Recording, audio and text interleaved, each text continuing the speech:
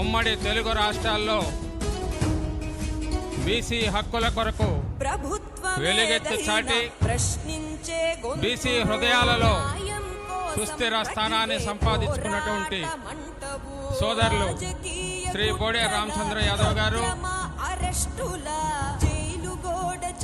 జాతీయ బీసీ సంక్షేమ సంఘం వివిధ హోదాల్లో పనిచేస్తున్నటువంటి సోదరులు, అదేవిధంగా బీసీవై పార్టీకి సంబంధించి వివిధ బాధ్యతలు హోదాల్లో ఉన్నటువంటి మిత్రులందరికీ, బీసీ శ్రేయోభిలాషులకి అందరికీ కూడా జాతీయ బీసీ సంక్షేమ సంఘం పక్షాన ఉద్యమామి వందనాలు తెలియజేస్తూ, మిత్రులారా, ఈ రాష్ట్రంలో బీసీ హక్కుల కొరకు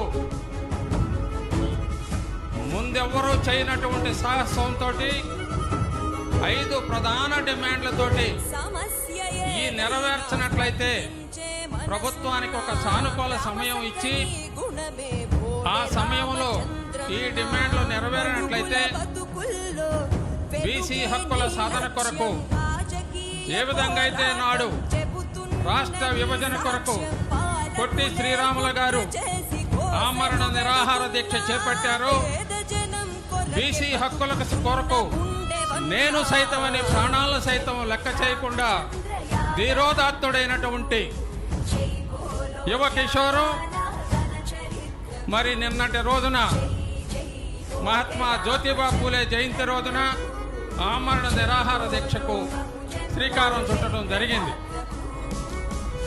ప్రభుత్వం న్యాయమైన బీసీ డిమాండ్లపైన ఏమాత్రమో దృష్టి సారించకుండా గత 8 దశాబ్దాలుగా బీసీలను మోసగిస్తూనే ఉన్నాము.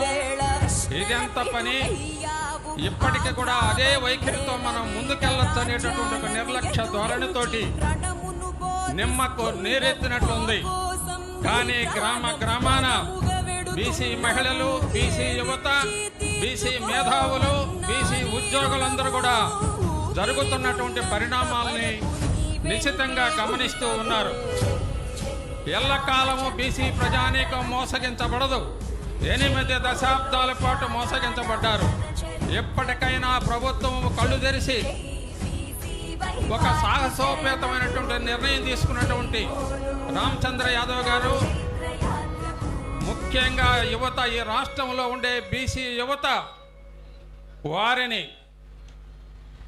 పరిరక్షించుకోవాల్సినటువంటి బాధ్యత మనందరి మీద ఉందనేది గమనించాల్సిన అవసరం ఉంది. మిత్రులారా, ఏ విధంగా అయితే ఎల్ఐసి ఎంబ్లం చూసుంటారు మీరు, ఒక దీపం ఉంటుంది, 2 అరచేతులు ఇట్లా అడ్డం పెట్టి ఉంటారు.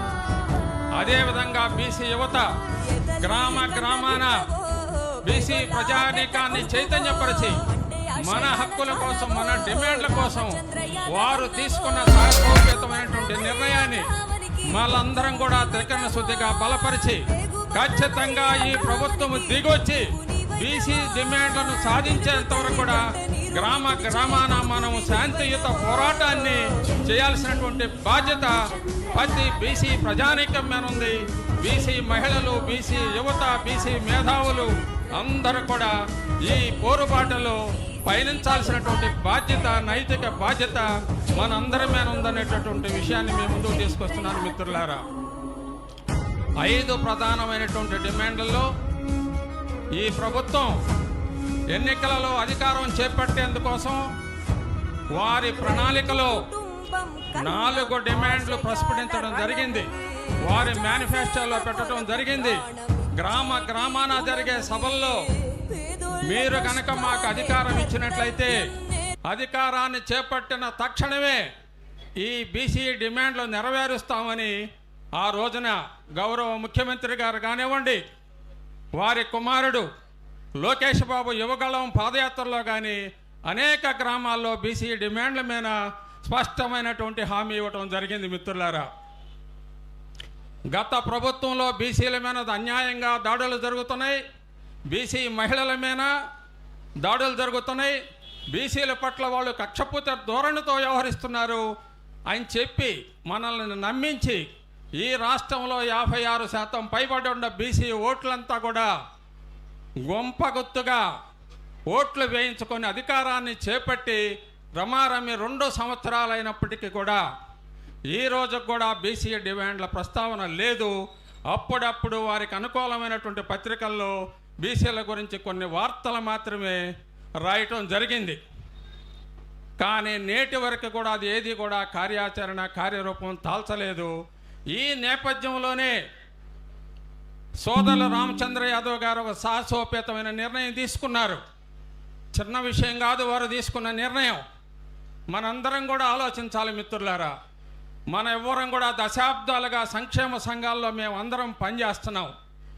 ఏ రోజు కూడా ఇటువంటి సాహసోపేతమైన నిర్ణయం తీసుకోలేదు. వారు తీసుకున్నారు. ఎవరి కోసం తీసుకున్నారు? మన కోసం తీసుకున్నారు. మన బిడ్డల భవిష్యత్తు తరాల యొక్క అభివృద్ధి కాంక్షించి అటువంటి సాహసోపేతమైన నిర్ణయం తీసుకొని ప్రాణాలను సైతం తృణప్రాయంగా భావించి ఖచ్చితంగా నేను ఈ డిమాండ్లు సాధించే వరకు కూడా ఆమరణ నిరాహార దీక్షకు పూనుకుంటానని ఇటువంటి సాహసోపేతమైన నిర్ణయం తీసుకున్నారు కనుక మనందరం కూడా ఈ రాష్ట్రంలో ఉభయ తెలుగు రాష్ట్రాల్లో మరి ముఖ్యంగా ఆంధ్రప్రదేశ్లో గతంలో ఎవ్వరూ చేయనటువంటి సాహసం చేసేటువంటి నిర్ణయం తీసుకున్నారు కనుక మనందరమైన బాధ్యత ఉంది. ఇందాకనే చెప్పాను, ఆ దీపాన్ని, ఆ చైతన్యవంతమైనటువంటి తేజవంతమైనటువంటి దీపాన్ని పరిరక్షించుకోవాల్సిన బాధ్యత మనందరి మీద ఉంది. అరిచేతులు అడ్డం పెట్టాలి మనము. అవి కాలినా లెక్క చేయకూడదు. చివరకు మన ప్రాణాలు పోయినా సరే శాంతియుత పోరాట మార్గంలో మనం వారిని పరిరక్షించుకోవాల్సిన బాధ్యత మనందరి మీద ఉంది. ఇది ఎవరు ఆధిపత్య వర్గాలు చేయరు. త్వరగా వారు డిమాండ్లు నెరవేర్చి వారిని దీక్ష విరమింపజేద్దామనేటటువంటి ఆలోచన చేయరు.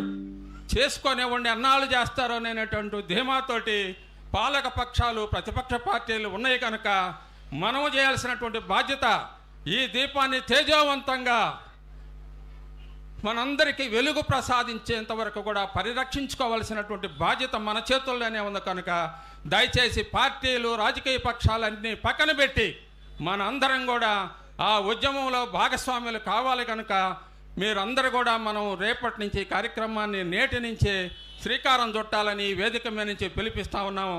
జాతీయ బీసీ సంక్షేమ సంఘం జాతీయ అధ్యక్షులు డాక్టర్ లాకా వెంగళరావు యాదవ్ గారి నాయకత్వంలో వారి ఆదేశాల మేరకు జాతీయ బీసీ సంక్షేమ సంఘం వారికి సంపూర్ణ మద్దతు తెలియజేస్తూ ఈ రోజు నుంచి కూడా ఏ గ్రామంలో నిరాహార దీక్ష చేసినా, ఏ మండలంలో, ఏ జిల్లాలో కార్యక్రమాలు చేపట్టినా కూడా ఆ కార్యక్రమాల్లో జాతీయ బీసీ సంక్షేమ సంఘం ఆ జిల్లా శాఖలన్నీ కూడా ఆ రిలే నిరాహార దీక్షల్లో పాల్గొంటాయని చెప్పేసి మీకు స్పష్టమైనటువంటి హామీ ఇస్తూ మరి ఆందోళన కార్యక్రమంలో కానివ్వండి, ఏ కార్యక్రమం చేపట్టినా కూడా జాతీయ బీసీ సంక్షేమ సంఘం మీకు భాగస్వాములు అవుతాం ఆ ఉద్యమంలో అని చెప్పేసి తెలియజేస్తూ ఉన్నాను.